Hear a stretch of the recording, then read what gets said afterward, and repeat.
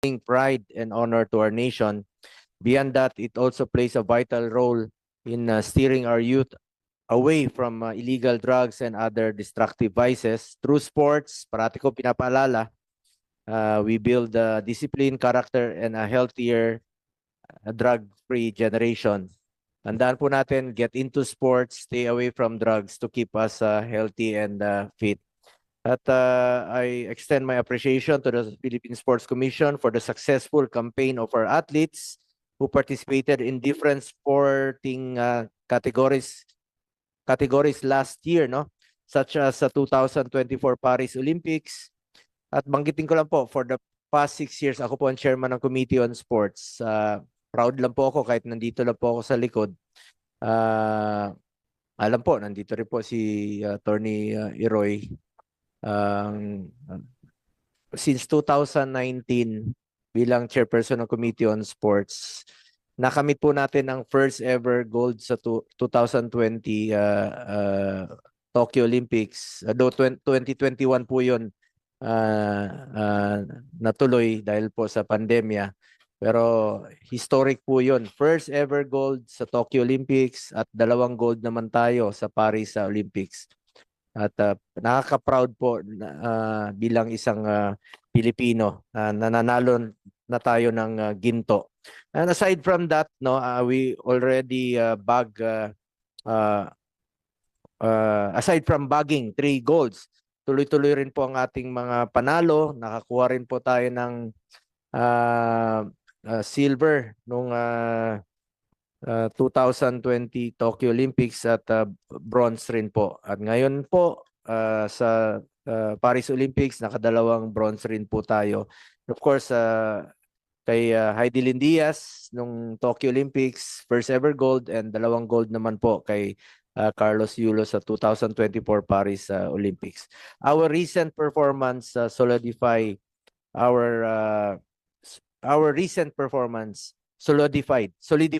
our country's reputation as a major contender in international sporting events.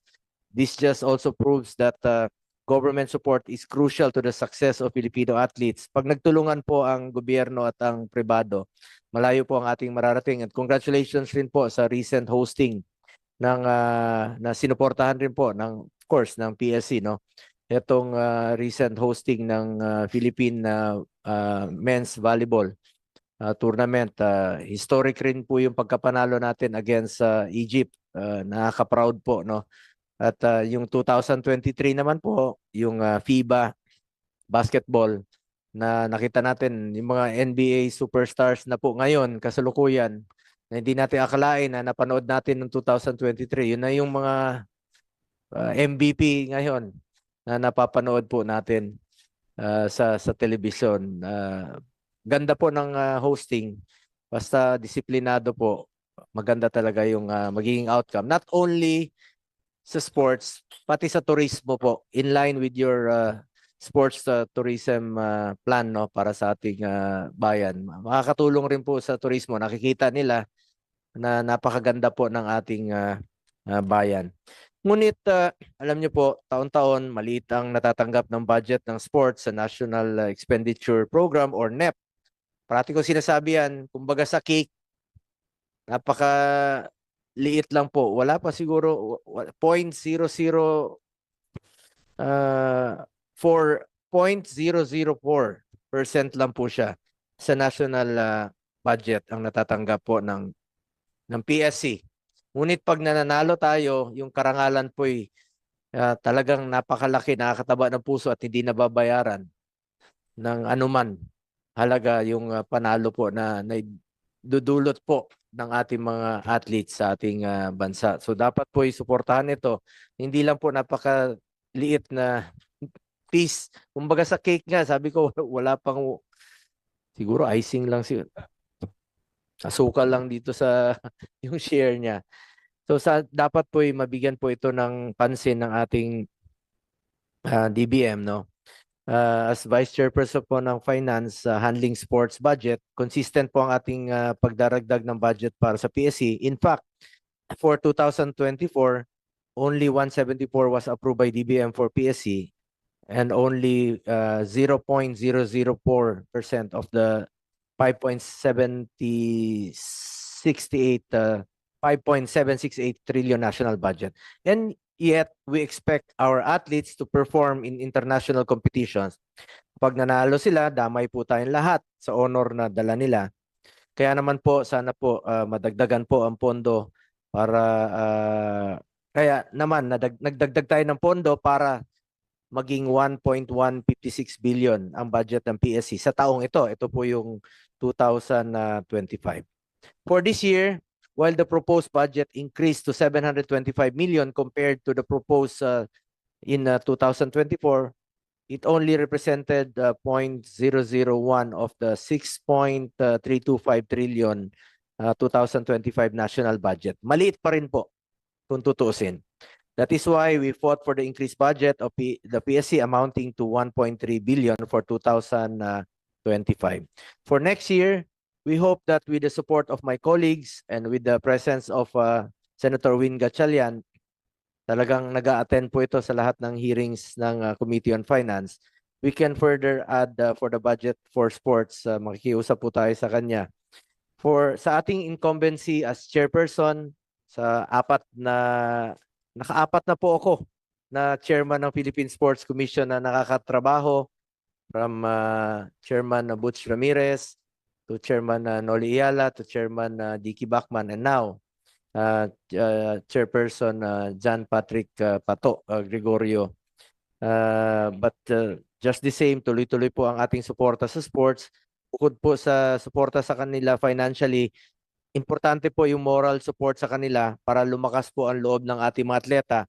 Dapat po ang ating mga atleta wala nang ibang iniisip kundi mag-compete lang po. Dapat itong sports, mind game rin po ito. Not only sa ating pangangatawan, ito mental game rin po ito. Nakatutok po sila sa kanilang pagko-compete. Wala na silang dapat isipin kung sino magpe-prepare ng kanilang kagamitan, uniforme, at suporta ng gobyerno. At equipments po, pagkain, at lahat-lahat. Magtulungan po tayo para sa ating mga athletes. At dapat po'y pagtuunan po yan ng importansya ng ating PSC. Aside from PSC and of course, ang POC and at yung mga NSA rin po. Makikita naman natin na sulit ang ating pagsuporta sa ating mga atleta.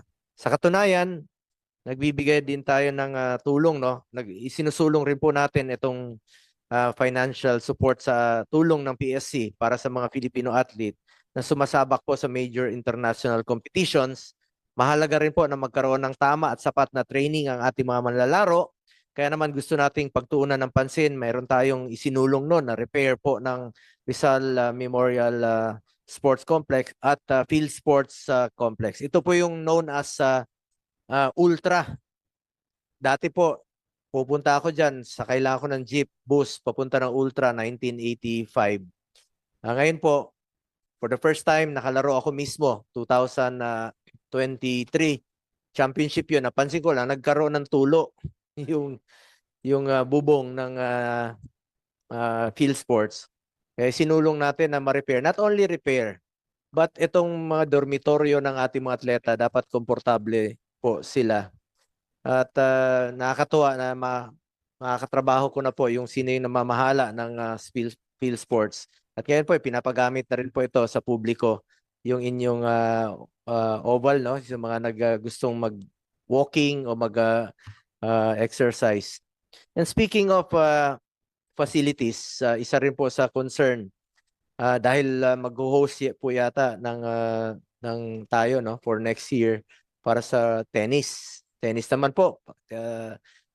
WTA, dahil kita natin ngayon, nakaka-proud po ang ating isang rising, promising star na si Alex Ayala. Tulungan po natin, suportahan po natin, pagtuunan po natin ng pansin itong tennis. At nandito na po, we just honored with the resolution po itong FIBA volleyball team rin po natin. Alas, Pilipinas.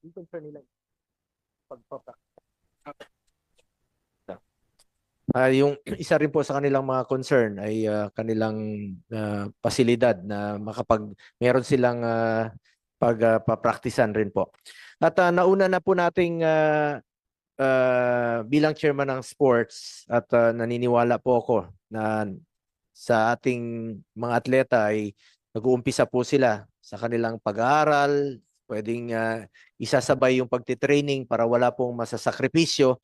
Kaya po nauna nating isinulong yung Republic Act number 11470 at nagkataon po ang principal sponsor ng batas na yan, si Senator Win Gatchalian, yung paglalagay po, pagtatayo ng National Academy of Sports sa New Clark City. Marami na pong mga scholars doon. Student athletes, wala pong masasakripisyo. Pwede pong pagsasabayin ang pag-aaral at the same time pagtitraining ng ating mga student athletes. At Chairperson, ikaw po ang principal, Senator Win, ikaw yung principal sponsor ng National Academy of Sports na ngayon po ay marami na pong nakikinabang na mga student athletes. Hindi po masasakripisyo ang kanilang pag-aaral dahil pwedeng pagsasabayin na po ang pagtitraining at pag-aaral. At during the committee on sports hearing last month, we also discussed the importance of identifying talents nationwide. Pinag-aralan din natin ang pag-regionalize ng ating sports training centers. Ang mga atleta natin na nanggagaling po sa iba't ibang sulok ng bansa ay pupunta po rito sa Maynila, sa PSC.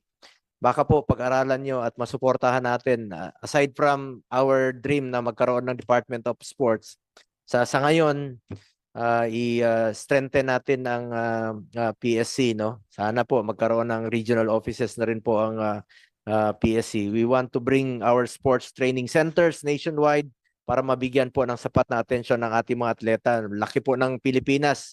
Ang mahal na po ng ticket ngayon, pumunta ka ng Maynila. Tayo po, ilapit natin sa kanila ang serbisyo ng gobyerno. Aside from that, we also want to focus on sports tourism. For instance, a recent study revealed that our hosting of the 2023 FIBA World Cup was beneficial for the country economically.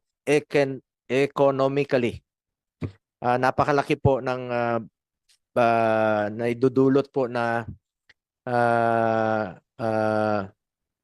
tulong sa ating bansa dahil na-promote po natin ang ating bayan noong 2023.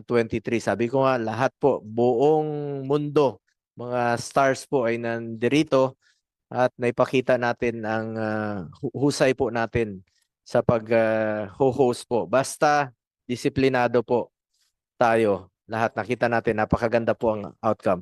Bukod dito, naipakita natin ang husay at passion ng Pilipino sa larangan ng basketball. Nanalo tayo against sa China at nadala po natin ang momentum sa Asian Games. In fact, we won gold in men's basketball for the first time since 1962. Hindi po tayo nanalo sa Asian Games. Nanalo tayo for the first time sa loob po ng 61 years na panalunan po natin ang first ever gold. Ako mismo, nag-cheer po ako doon sa ating Gilas Pilipinas. Kahit mag-isa lang po ako, hawak-hawak ko yung bandila natin. Sarap po ng pakiramdam. We also recently hosted FIVB. Ito po yung Men's Volleyball World Championship. Mahusay po ang naging hosting natin. Congratulations rin po. It was also reported that PSC is currently in talks. Sabi ko nga, itong tennis, WTA Women's Open next year. Looking forward po tayo dito. Pagtuunan nyo rin po ng pansin dahil nagiging potential na rin po tayo sa larangan ng tennis. As discussed with PSC, we need a multi-sectoral approach in hosting these kinds of events dahil napakalaki po ng benepisyo na maaari nating makuha in hosting such events. We are glad that PSC is focusing on this endeavor and we are hoping for more successful hosting events in the future. In terms of legislation, we have already filed several significant measures to ensure continuity and progress. We will continue to champion the passage of Philippine National Games. Sana po ay maayos nyo na po ito para hindi po ma-veto na wala pong duplication. Ika nga, hindi naman po ito duplication sa Batang Pinoy, hindi naman po ito duplication sa palarong pabansa dahil ang Philippine National Games, it's a mini Olympics at dyan natin na didiscover sa grassroots level at wala pong limit sa age dito. Like chess, kahit 60 years old, pwede na pong compete rin po dito sa Philippine National Games. It's a mini Olympic. I likewise filed Senate Bill 407 to upgrade the incentives and benefits of our national athletes, particularly para athletes. Sana po masuportahan po ito ni Senator Win na sana po maging pantay po ang matatanggap na ng ating mga PWD athletes, mga para-athletes dahil yung gold naman, yung kanilang medalyang na panalunan ay honor rin po para sa ating bayan. Hindi naman po nila kasalanan na meron po silang kapansanan, ay karamihan sa kanila nung pinanganak meron na pong kapansanan. We also filed Senate Bill 678 or the National Tertiary Games Act, which seeks to formalize a national collegiate multi-sport tournament. As to the Games and Amusement Board, of course, we are also supportive of your endeavor in regulating professional sports. It is also important to ensure stringent processes in licensing professional athletes and physical safety in the conduct of professional sports.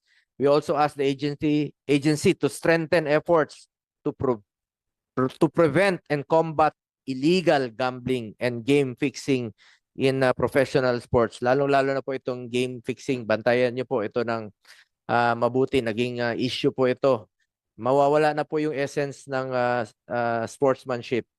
Mawawala yung thrill ng laro pag pinasukan po ng kalokohan itong mga for example, basketball games po o anuman ang larangan ng sports. As to the Philippine Racing Commission, we trust that you will continue to play a vital role in promoting integrity, professionalism, and growth in our nation's horse racing industry.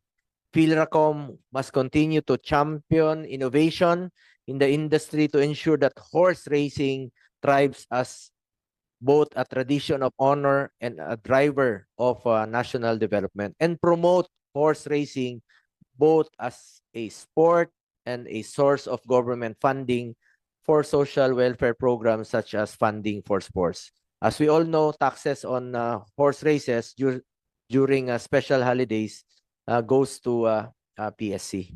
In closing, I just ask the PSC, GAB, and PhilRACOM to fully utilize your budgets. Gamitin niyo po sa tama at wala pong dapat masayang na piso po, na pera po ng gobyerno. As long as the public funds is put to good use, wisely spent, and used solely for its intended purpose, I trust that you will continue to prioritize transparency and accountability in the use of public funds. Tandaan po natin, pera po ng taong bayan po ito at wala pong dapat masayang ni piso. Let us work together to ensure that the funds are maximized for the benefit of our athletes and the development of sports in the country. Maraming salamat po, and I would also like to acknowledge the presence of Senator Raffy Tulfo. At this point, would any of my fellow senators have opening remarks? Senator Win and Senator Raffy. Thank you, Mr. Chair. I found out na mayroong 4 million confidential funds ang GAB. Later siguro tatanungin ko paano naggamit yan.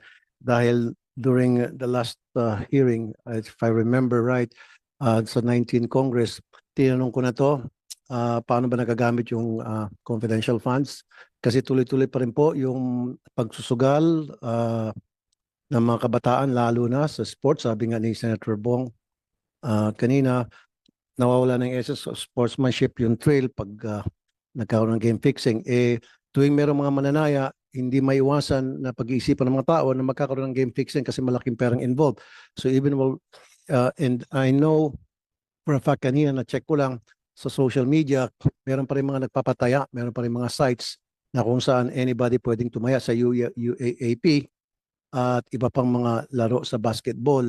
So anong ginagawa ng GAB para matigil yan? Siguro isang way na nakikita ko ay makipag-coordinate kayo sa Meta para matanggal na yung mga sites na yon. Pero mukhang wala taking ginagawang coordination sa Meta, kaya tuloy-tuloy pa rin yung mga pagpapataya. At alam naman natin, karamihan sa mga tumataya rito, mga estudyante.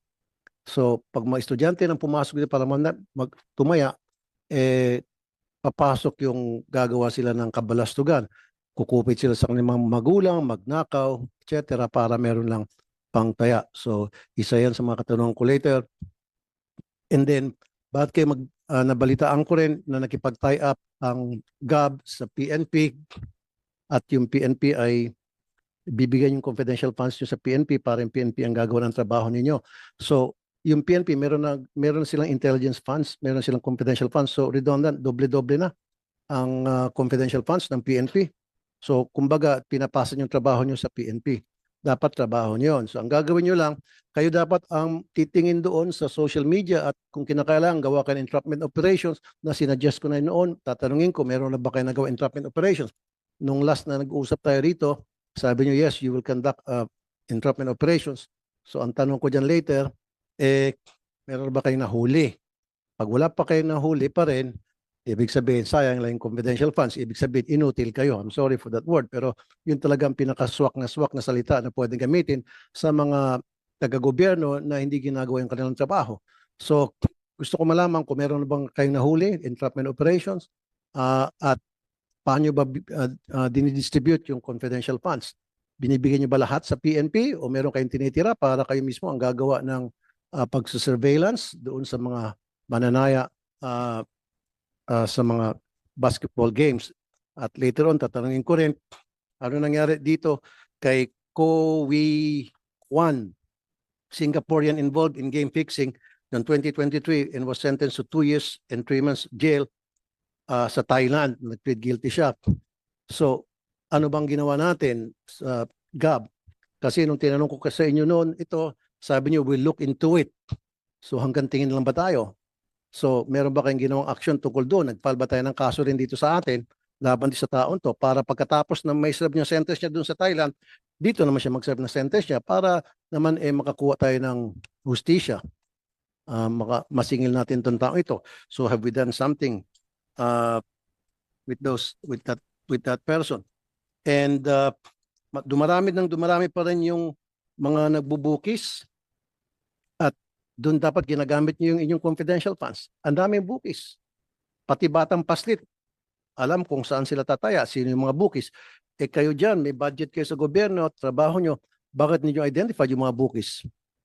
So, later, tatanungin ko kung meron ba kayo identify ng mga bukis, magbigay kayo ng mga pangalan. Pag wala kayo may bigay pangalan, then again, sasabihin ko, inutil kayo. Okay? Mamaya pa yung PSC, Mr. Chair? So, gab lang ngayon. Opening pa lang. Okay, hindi. Pero pwede ko na i-opening yung PSC dito? O gab lang muna? Gab lang muna. Yun lang muna siguro, Mr. Chair. Later on, tatanungin ko sila yung mga nasabi ko ngayon. Thank you, Mr. Chair. Senator Win, our chairperson sa Committee on Finance, do you have any opening statement? Just short one, Mr. Chairman. Like you, I also support sports. Ang ebidensya doon ay yung ipinasa natin through your effort, the National Academy of Sports, in which ang PSC ay vice chairman ng NS, National Academy of Sports. Ang principal author niyan ay si Chairman Bong Go. Ako lang ang nag-sponsor sa floor. And Senator Pia. And Senator Pia, of course. And ang kagandahan dito, sa murang edad, mahahanap na natin yung mga talent na gusto nating i-train at gusto nating suportahan. At ang maganda rin dito, hindi nila mapapabayaan yung kanilang pag-aaral. No? Kasi quality education and quality sports training. So yan ang clear evidence na dito sa Senado, sinusuportahan namin yung sports. So Mr. Chairman, thank you. And would like to hear the budget presentation of the aforementioned agencies. Unahin na lang po natin since mabilis lang itong sa matagal tong Philippine Sports Commission. Tsaka yung inyong request rin sa PhilRacom, Mr. Chairperson De Leon. Meron kang presentation? Meron po. Nag-expect lang po. Good afternoon, Senator Rapi Tulfo. Para makita ng ating mga kasamahan, Senator Senator Win Bongo at Senator and Rafi. Senator Gatchalian. Go ahead po. Okay, this is our presentation. Ron, can you take over? I'm Executive Director. Ron. Brief summary lang. Yes. Magandang araw po sa inyong lahat. So ako po ang magpipresent in behalf po of Philracom. So next slide please. Next slide please. So yung table of contents po, we will be discussing the accomplishments for 2024 financial performance and physical performance, as well as for 2025 the financial performance and as well as the physical performance. Together po yung 2026 na NEP po namin, the total proposed budget, and then yung budget dimensions po, and as well as the major programs and activities po of Philracom. So next slide please. So accomplishments lang po namin for the past year. Next slide please.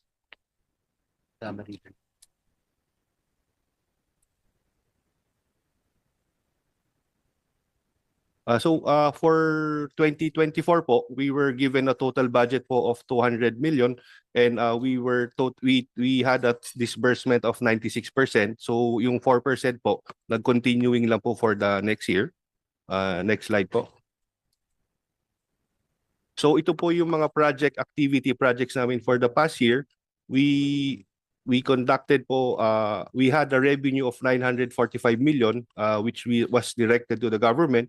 And then again po, we had 180 individuals who had licenses, and then nag-decrease din po yung number of accidents from 30 to 13 na lang po. So next slide po.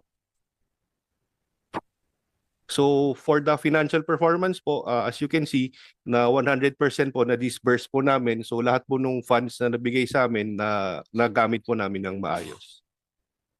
Next slide po. So ito po yung update for this year. So makikita niyo po yung target po namin 800 million, pero as of June 2025 we already have 472 million. So we are expected to go beyond this. So baka umabot po kami ng 1 billion in revenue. So again, makikita niyo po meron na po kaming 862 stakes direct employment. And then yung licenses po, 200 to 77. Pero that was first half of the year pa lang po. And then again, number of undertaken or resolved, 100% po. So lahat po nung nadidiscuss sa amin na kaso, na-resolve po namin agad. Next slide please. This is for our 2026 NEP. We were given 204,455,000. Next slide please. Next slide po. So ito po yung allotment po, 57 million will go to PS, 605,000 for capital outlay, which is for our IT infrastructure. Tas yung MOOP po is 146 million. Next slide po. So ito naman po yung appropriation source. Yung 4.6 po is RLIP, tapos po yung the rest is 199 agent specific po siya. Next slide po. Next slide po. So ito naman po yung major projects activities ng Philracom. So it is broken down to JS, which is 4.9, HRIP or the prices, it's for our operations it's 2.2, and the HRRP or the prices it's 6.1. Next slide. Next slide please. So ito po yung agency request versus GAA. So we're basically asking po for an additional 138. Sige po. Next slide po. Sige po.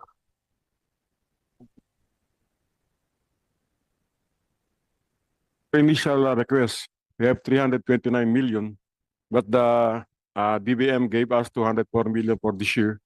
As I always say, horse racing provide times 5 or times 6% of 600% of what the government is giving. If the government gives us 200 million, we approximately give 1 billion to the government. So horse racing is a very popular sport worldwide with more than 150 countries. I always say to everybody that this is the sport wherein we can always explore the possibility of having a tourism industry, sports tourism industry. Yung Hong Kong po, 1,200 lang ang kanilang runner. Nagbebenta po sila ng $14 billion per year. Ang Singapore po, nagsara na kasi wala silang breeding. Wala silang space for breeding. Ganun din po yung Macau, no? Ngayon, meron pong Japan lang po, Japan at Korea lang po ang malakas dito sa Asia. So marami po ngayon gusto mag-invest sa Pilipinas. Sana po bigyan tayo ng tulong ng gobyerno para lalo lumaki ang tourism industry for horse racing. Accepted po to worldwide from Europe, America, Asia. So dapat po sana bigyan tayo ng konti pang tulong, pumamarapati ng ating mga butihing senador. Ano pong nabanggit nyo kanina, anong may dudulot nito in return sa gobyerno rin po? Opo, unang-una, yung additional budget po, alimbawa po, binigyan nyo kami ng additional na 100 million. Definitely, we can give back to the government 500 million in return in terms of tax po. Yun po yung sigurado magagawa namin. Yun po yung magagawa namin. Nasubukan po Ano namin. yung prioridad niyo sa ngayon? At least marinig po ng mga kasama natin. Yun nga po sana, kung magbibigyan po sana kami ng, kasi po noong 2023, pataas na talaga yung benta natin pero kahit na po hindi kami dagdagan, binawasan pa kami ng 50 million 2023, patuloy pa kami tumataas ang revenue sa gobyerno ng 1 billion. Ang sales namin nadadagdagan po ng 1 billion a year. Since 2020, 1 billion, 2021, 2 billion, 2023, 3 billion. Last year, nasa 5.2 billion na po ang benta natin. This year po, we expect 6 billion sales this year. So, pataas po ang kumpiyansa ng tao at marami po mga andito sa Pilipinas na naglalaro po sa mga different casino siguro. They want to try Philippine horse racing. So, it's a matter of helping each other, helping us to provide more income for the government. Ang karera po, para po sa akalaman natin lahat, no, ay 4 na oras lang po sa isang araw. Nagsisimula po yan ng alas 5 ng hapon, matatapos yan alas 8 hanggang 8:30 lang po. Pagka Sabado naman po, ganoon din po 4 na oras. So sa loob po ng isang linggo, 4 na araw lang ang karera at 16 na oras lang maximum ang tinatakbo niyan. So limitado po talaga siya at pero malaki po ang income na binibigay sa gobyerno. Salamat po. Saan ho ba ang mga racetrack ngayon po? Meron po tayong racetrack ngayon sa Malbar, Batangas at meron pong bubuksan sa November sa Padre Garcia, Batangas. Salamat. Yun po, dalawa po yung ating racetrack ngayon at tingin ko po madadagdagan pa pagdating ng time. Marami pong gusto mag-invest dito kaya lang ayun nga naghahanap sila ng pwesto rin kung saan ilalagay at siguro mag-apply din ng pangkisa sa Kongreso sa Senado para ma-approvean. Meron po tayo dito kasi breeding. Unlike sa ibang lugar, wala pong breeding. Hong Kong, napakalaking benta nila pero wala silang breeding doon. Meron tayong breeding dito. Every year, nag-aanak yung mga kabayo natin dito ng 500 to 600 na kabayo. At natutuwa naman po ako for the last 2 or 3 years, nag-invest yung ating mga malalaking horse owner. Bumili po ng mga imported na kabayo sa Australia at sa Amerika. So tumataas po yung kalidad ng ating breeding dito sa Pilipinas. So darating po ang time, hindi lang tayo bibili sa ibang bansa, mag-i-import na rin po tayo ng kabayo palabas ng bansa. Darating po tayo siya. In 2 or 3 years time, darating po tayo dyan. Kasi yung tiyempo po ng mga lahi natin dito sa Pilipinas, comparable na po sa mga nabibili sa India, nabibili sa China, nabibili sa iba't ibang Asia. So comparable na po tayo eh. Hindi na po tayo nauhuli. Kung ano yung mga champion na breed sa Amerika, andito na po sa Pilipinas eh. So yun po yung maganda nangyari for the last 2 or 3 years. Salamat po. Mr. Chair, pwede makasingit? Sige po. Curious lang po ako, anong nangyayari dun sa mga kabayo ninyo na hindi na pwedeng gamitin sa racing? Apo, maganda At po. sila ay pag kailang mag-retire na, what happens to those Apo, horses? salamat po Senator Tulfo, no. Maganda pong tanong yun. Actually, yung mga kabayo po na nagre-retard sa karera, Karamihan po dyan, 80 to 90% binibreed po, breeding. Pangalawa po, yung iba, ginagawa pong riding horse. Pinagbabawal po namin, nagbigay na po kami ng ordinansa 4 years ago, bawal po magkatay ng kabayo. Thank you. Bawal po. Okay. Good na ako doon. Thank you. Salamat Mr. Chair. po. I would like to acknowledge the presence of Senator Pia Cayetano at isa rin pong athlete and sports enthusiast, at nabanggit ko po kanina yung National Academy of Sports. Isa rin po sa mga author at nakipaglaban na magkaroon tayo ng eskwelahan na pwede na po mag-aral at the same time mga student athletes. Diyan po ito sa New Clark City ngayon, at sana po dumami po ito, maging regionalized po itong eskwelahang ito para sa ating mga kababayan na mag-umpisa po sa kanilang kabataan pa lang na walang masasakripisyo sa panahon nila. Pwedeng pagsabayin ang pag-aaral at the same time mag-training. Marami na pong mga scholars doon. Senator Pia, do you have any opening statement po? Yes, Mr. Chairman, just a brief opening statement. Good afternoon, Chairman Pato and everybody present, ibang commissioner, everyone. Just a few comments or observations or concerns and mga hugot ko na i-share ko sa inyo. First of all, I think we can all agree na welfare of the athletes yung priority natin. Hanap buhay na po nila yon, and unlike other professions, pinaglaban ko po yung no age discrimination law wherein nauso and balita ko bumabalik. Pagka yung mga ads na maging tawag doon, parang ikaw yung marketing or sales representative, sabi do not apply if you're above the age of 25, 29. So batas na yan, bawal yan. Unfortunately for athletes, by the nature of what you do, most of the sports, unlike siguro chess, and of course we have Efren Bata na 60 na, lakas pa rin, but most athletes, by the nature of our human bodies, our bodies will deteriorate over time, no? So their prime time is when we have to take care of them, and we have to think of how do we honor the services they've done for God and country when they retire. Because many will retire before they're 30. Pag medyo sinuwerte, 32. Baka magka-injury pa yan, hindi na umabot sa 30. So these are the discussions that I continuously want to have. And how do they make a decent living while they're at it? Which brings me to, in the US, the latest move now is to allow sponsorships, no? And they're literally signing contracts. Dati, under the table, pag nahuli ka, you're dead. Ngayon, may under the table din naman po tayo. Alam naman natin yan. Let's not pretend. But in the Student Protection Act that I authored, we referred there to a reasonable, I don't know if the term is compensation or fee. So that's something you now have to start discussing with the university athletic associations. Which brings me to my concerns with some university athletic associations, the UAAP in particular. A few months ago, they attempted, and I think it is their current practice, to circumvent the Student Athletes Protection Act that, as I said, I authored and sponsored. Bawal ang within college to college transfers, you're only allowed 1-year residency. So yung practice noon na ipapag 2 years nila yung high school student, bawal. Yung college to college allowed 1 year. Ang ginawa nila ngayon, and I would like to think you're all aware of this, ang ginawa nila is kung magta-transfer ng college, dahil sinabi natin na 1 year lang pwede sa college, kakaltasin nila sa dulo. So yung 5 years na playing, na wala na yung 1 year, dahil nag-transfer siya, tas kakaltasin. That still violates the law.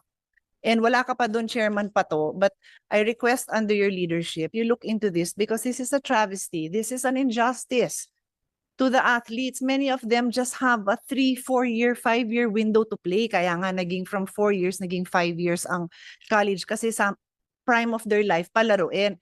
Many of these sports don't even have a career path after university, di ba? So nung time ko, pag-graduate ko ng UP, after playing for 4 years in college, actually na-implement yung 5 years, the one batch before me. So pwede sana.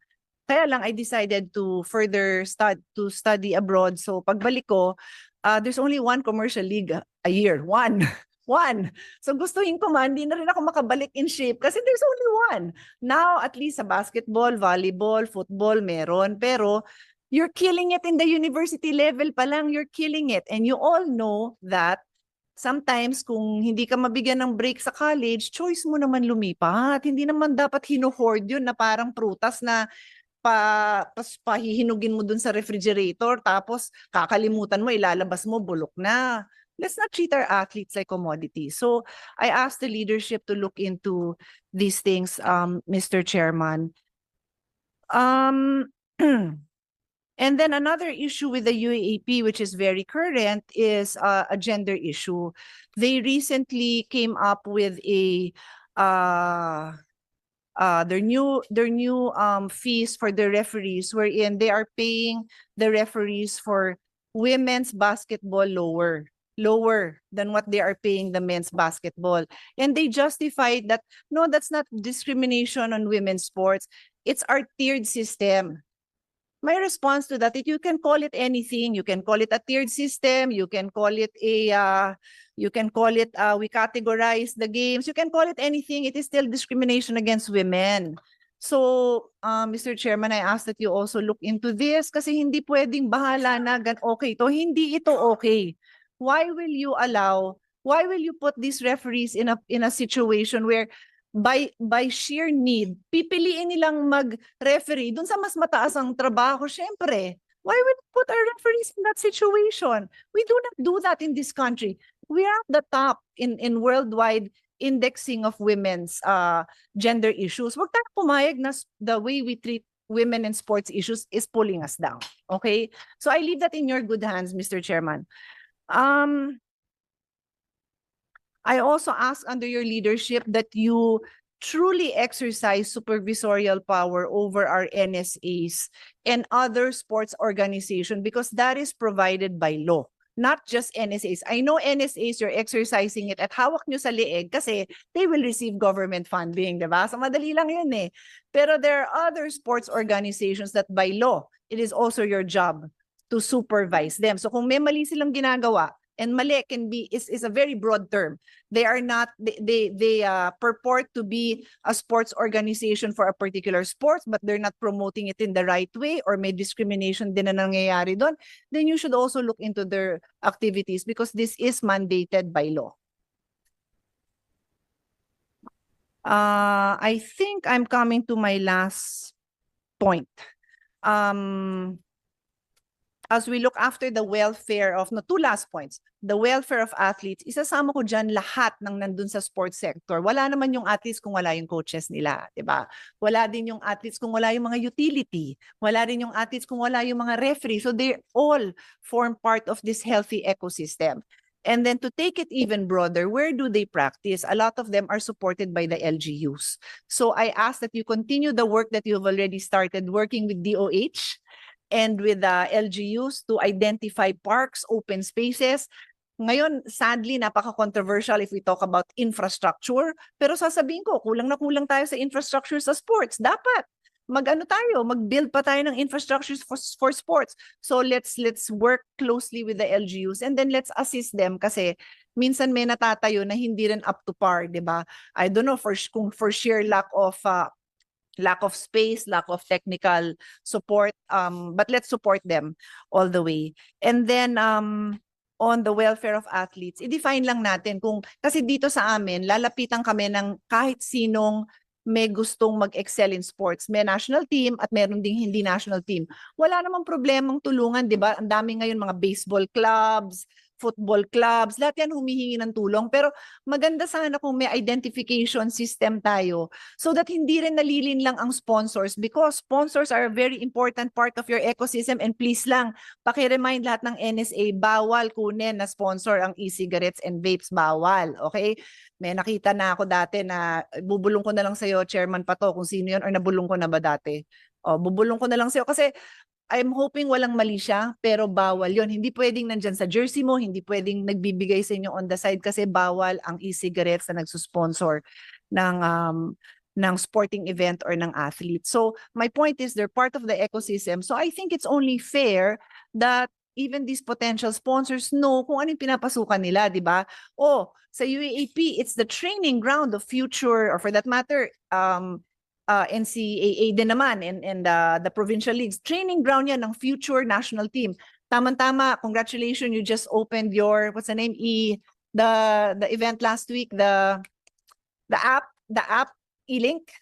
Elite Link, Congratulations for that. It now will allow athletes to showcase who they are, and potential supporters. It could just be a mayor, it could be a sponsor, can now see na, oh, gusto kong tulungan to. Baka hindi perang maibigay ko, pero pagka ito lumaban dito, iha-housing namin yan. Daming pwedeng itulong. Very exciting. Congratulations. But yun nga, identify natin. Kasi ang hirap naman kung yung sponsor nalilin lang na magke-claim na national team to, hindi naman national team. O, lakihan mo yung national pool, okay lang. Pero the NSA should be able to identify kung sino tong mga national team nila. Yun lang, hindi na ako magpapakahaba. I'm looking forward to further support the work that PSC does. And idagdag ko na rin lang welfare ng kabayo, pakisama na lang kasi animal lover po ako. So isa din yan sa concern. Hindi lang yung wag kakainin, kundi yung pangalagaan naman pagkatapos mag-retire dun sa ano. Hindi, di ba yun yung concern? Sabi mo, bawal katayin. Eh, ano pa bang gagawin kung kakatayin? Kaya nga, bawal katayin, pero paano naman yung ano nila, yung buhay nila after sila kumarera? Importante din po. Yung nga po, may kasama po, na 80% to 90% po, ginagamit po sa breeding. Tapos yung remaining po, nasa horseback riding. Na naalagaan, di ba? Opo, Parang opo. Meron po kaming ano. Tapos babato lang sila kung saan Hindi po, meron po kaming nagmo-monitor po niyan. At sa susunod po na pagkikita, bibigyan po namin kayo ng detailed report how we take care of those horses. Thank you very much. Mr. Chairman, kahit the course of the masagot na lang kasi I cannot stay long but I wanted to join you for a few minutes and support your budget. Salamat po, Senator Pia. Senator Win. Mr. Chairman, dagdagan ko lang yung bawal rin online gambling. Lalo na illegal online gambling. Kasi during the hearing, mayroon kami nakikitang mga nag-sponsor na illegal pa. This is not registered with PAGCOR. No? But ngayon, PAGCOR has issued a memo na bawal na rin yung mga online gambling. Salamat. Before we proceed sa GAB, Chairperson De Leon, tapos ka na sa presentation mo, no? And sa appeal mo, nandito yung mga kasamahan ko. Meron ka pa bang appeal sa Ito po yung nauna ko pong appeal ay isa lang po. Sana po mabigyan ng importansya yung hiningi naming request. At nangako naman kami nagbabalik namin ng 5 doble whatever the government will give us. So papalaki pa po ang karera, hindi pa ito. This is just the peak of the iceberg. Hindi pa to. Sinabi ko Hong Kong, apakalitong Hong Kong, they're selling $14 billion a year. Malayo pa po tayo. So lalaki pa po yung karera. Kailangan na po pagtulungan natin. So ang appeal niya is additional budget for PhilHealth. Before we proceed to the presentation of GAB, may katanungan po si Senator Raffy. Meron po siyang inahabol. Thank you so much, Mr. Chair. Pakisagot lang muna yung sa GAB. Marami pa rin mga online gaming sa mga laro sa basketball, sa mga ending. Ano po yung mga nagawa niyo na last tayo nag-usap dito? Last year tayo? Good afternoon, Senator. The Games and Amusements Board actually monitors illegal online gaming sites. And by way of example, just recently, we wrote a letter to the NTC requesting for the banning of a site sponsored by Ilan na po yung naban ninyo? Isa po. Isa lang? Isa. But Mahina. we also wrote Ang several- dami po dyan, mga sites. we also Every wrote time, sir, huwag ka na mag-speech kasi habol ako sa oras. Apa. Ang gawin nyo, sir, total, meron naman kayong confidential fund na 4 million, maliit nga ito, pero kahit papaano, mapapakinabangan ito na maayos, mag-monitor kayo kausapin yung Meta, mag-monitor kayo sa mga maraming site dyan, ba't isa lang na nagpapataya tuwing merong games, basketball, UAP. Meron. Kanina nga lang, nag-testing kami ng mga tao ko. 2 sites nakita namin. We will do that, sir. Isa lang. Apa. Dagdagan mo. Kasi kung isa lang, sorry sir, lalabas na inutil kayo. Sorry sir. Sir. Pero talagang ganun ang ganun talagang buhay. Kailangan malatigo kayo parang sa kabayo na karera para kayo umaksyon. No, tama na. Agree siguro sa akin tong Philippine Racing Commission. Sir, dagdagan niyo pa yung trabaho niyo. Yes, sir. Gusto ko marami pa kayo mapapasalang sites and makipag-coordinate kayo sa um, Meta. Yes, sir. Okay. Nagbibigay kayo, pinapasa niyo po yung inyong confidential fund sa PNP. Meron ng confidential fund ang PNP. So, doble-doble ng pera ng PNP. So, when we're talking about confidential fund, paano po ito? Actually, sir, the expenditure with respect to the confidential funds, they are paid for transportation, for example, the use of motor vehicles, and also for the purchase of confidential information. So these are not actually paid to They the are being Philippine paid for the motor vehicles? for the use of the motor vehicles, sir, because Why are they being paid for the use of motor vehicles? So pupuntahan nila yung mga nagpapataya, kakatok sila, hello, PNP kami, galing kami sa utos ng GAB, actually, sir, mayroon kaming motor vehicle ni renta at may gasolina. I'm sorry, I'm just being sarcastic, pero yes, sir. ganon? Yes, sir, because Yes, sir? 100, Son of a gun. Are you sure you know what you're talking about? for example, sir, specifically for the period January to June 2025, 157 persons were arrested. And there has to be a way to transport these persons from the site Okay. to the So to the 150 police station. persons were arrested. Who are these persons? We have, sir, we can submit to you, sir, the affidavits of arrest, and most of them were charged. Most of them were Were charged in court. charged in Apa. court. Apa. Okay, so Mm. maybe submit to this committee. And I'm interested to know who are these people, the list of those arrested and how were they arrested and when, and then how many were charged and how many were acquitted. Very Yes, sir. important to us. We will Yun. be more than willing to submit that, sir. Okay. And then siguro imbis na magbigay kayo ng confidential funds sa PNP, kaya na po mismo siguro ang gumawa ng pagbibili ng mga information. Saka gumawa din siguro kayo ng mga entrapment operation. Are you doing that? Actually, sir, we're not empowered to effect Not arrests. to the PNP, of course. Yes, sir. That's why we have a memorandum of agreement with the PNP, and our operations are always coordinated with the PNP. So Okay. that's the way we operate, sir. Sige, bigyan niyo po ako ng listahan. Dalawa na lamang po kami Yes, di sir. yung committee na ito para din titingnan ko. Yes, sir. And then dalawa na lamang ano po nangyari dun sa 31 na basketball players na sinabi niyo na-suspend nung nakaraan? What happened to them? Well, May mga na-charge ba? May mga na-penalize at ano nangyari? Meron bang mga na-lift yung suspension? Kasi Yes, some sir. of them were suspended, right? So, yes, sir. ano Based nangyari on the sa kaso nila? records that I have now, I'm not aware of any player who was previously suspended that was later on reinstated. So the original decision stayed.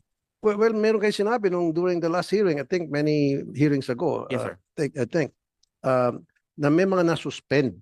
Yes, sir. Yeah, ano We have a nangyari? record of those suspended and those whose licenses were revoked. And then charges were filed? These were just no criminal charges, sir. Only administrative charges with the games. and Administrative. amusements. And then some of them were banned totally for life to play? Yes, sir. Their licenses were revoked and Revoked. they were not reinstated. Okay, last na lamang po. Apa. Itong si Koa Wei Kwan, nakakulong po ito ngayon sa Thailand dahil sa game fixing. Nakonvict po siya. Apa. And now, meron din po siyang ditong ginawang game fixing sa Pilipinas. Ano pong plano natin? Yes, sir. I'll just explain a little, sir, regarding the way we regulate professional sports. Here, we adhere to the rule on self regulation. And self-regulation means that it's the league itself that will have a first crack in determining if there is a violation of their league rules. Teka muna sir, para mapabilis tayo. Apa. Si Kwan umamin sa Singaporean court na involved sa game fixing. Yes, sir. Kaya po siya na-convict. Apa. Dito, meron din po siyang kasong game fixing. So bakit hindi natin ituloy yung pagsampa ng kaso sa kanya na pagkatapos niya mag-serve dun sa Singapore, sa Thailand, mag-serve din siya dito. A case has been filed against this guy? Wala. No, sir, because the Because- PBA made an initial determination that there's little to go by against this particular person. There's no legal basis to go by? There's little evidence, sir, to go by. Little. Yes, sir. And so that was the reason why no case was pursued. But we can again go back to the PBA if Bakit? So ibig sabihin, mahina mga investigador natin samantalang sa Thailand, nakakuha sila ng mga matitibay na ebidensya. That's why wala siya nagawa, kundi aminin na lang na talagang siya involved sa game fixing hanggang sa siya ma-convict. So if the Thailand authorities were able to do that, why not here in the Philippines? So that just showed to me na itong mga otoridad natin dito, inuti na naman. We will look into that again, sir. But That the was original- that was exactly the words you told me nung last hearing. I don't know, it was you. You said we'll look into it. Stop using the word we'll look into it, sir. Yes, sir. Dapat action agad muna. Apa, apa. Okay? So sa next hearing siguro, sir, ibigay niyo po din sa committee yung report, and then ako po ay magpag-usap din sa chairman para Yes, sir. tingnan ko kung nasusunod po yung mga request. Sir, we will do that, sir. Maraming salamat yun lang po, Mr. Chair. Thank you so much. Salamat po. Well noted po, Senator Raffy Tulfo. May we now proceed with your presentation sa GAB natin Thank you, with your budget. Honorable Senator. The Games and Amusements Board is mandated to regulate and supervise professional sports in the country. The sports that it supervises include basketball, golf, esports, boxing, mixed martial arts, and in addition to that, the Games and Amusements Board also has jurisdiction over the betting aspect of horse racing. And with respect to cockfighting, the Games and Amusements Board has jurisdiction over the holding of international derbies. For the year 2026, the Games and Amusements Board is proposing a budget of 168 million pesos. This is 7% higher than the General Appropriations Act allocation for the Games and Amusements Board of 157 million for 2025. The allocation for the Games and Amusements Board would be principally used to pay for the salaries and employee benefits and for maintenance and operating expenses.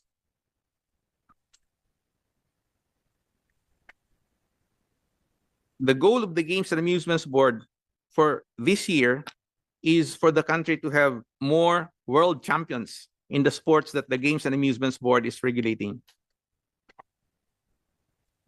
As regards the budget utilization of the Games and Amusements Board, the budget for 2024 was utilized 98%,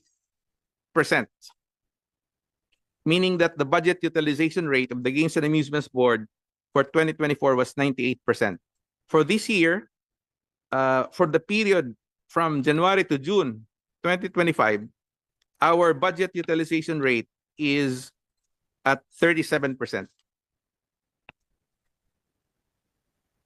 While the Games and Amusements Board is principally a regulatory agency and not a revenue-raising agency, it still collects fees for the issuance of permits and licenses. These collections would help defray the operations of the Games and Amusements Board. And for the year 2024, the Games and Amusements Board was able to collect 23.5 million pesos. For this year, for the period January to June 2025, the Games and Amusements Board was able to collect 13.8 million pesos. With respect to law enforcement actions, the Games and Amusements Board was able to effect arrests in coordination with the PNP, a total of 157 persons who were suspected to be involved in illegal gambling activities. Honorable Senators, the Games and Amusements Board was rated or given the rating outstanding by the Department of Budget and Management by reason of its having achieved its financial and physical targets and it having submitted reports which were timely and of high quality. And the Games and Amusements Board is just one of the 14 out of the more than 300 government agencies that was given this rating. And for this year, we are confident that we would be able to retain the same rating. Thank you very much. Salamat po. Kumusta na pala yung sisingit ko lang yung reklamo po ng isang colleague ko rito before about sa mga game fixing. Meron pa ba kayo na monitor na game fixing sa iba't ibang liga, sa professional league, sa basketball? For 2025, sir, we have an ongoing investigation regarding one basketball game that was staged in Laguna. And we required the players to submit their comment regarding their poor performance. As in a case that's difficult to prove, we're just relying on circumstantial evidence that bears game fixing, because obtaining direct evidence that would prove that there was game fixing is admittedly difficult. But based on the player's performance, like missing a layup that's impossible to, let's just say, miss in that particular instance, could give rise to a suspicion that there was game fixing. And it's in that line that we're pursuing this investigation. So, if I may summarize, there's just one case that we're looking at for 2025 that may involve game fixing. Salamat. Bantayan niyo po ng mabuti, mawawala yung essence ng sportsmanship at saka yung thrill ng laro sa lahat ng mga professional games na inyong minomonitor. Kung iiral po itong game fixing. GAB requested a total of 161 million of the DBM but only 151 was approved in the NEP. Ano pong programs ang apektado dito po?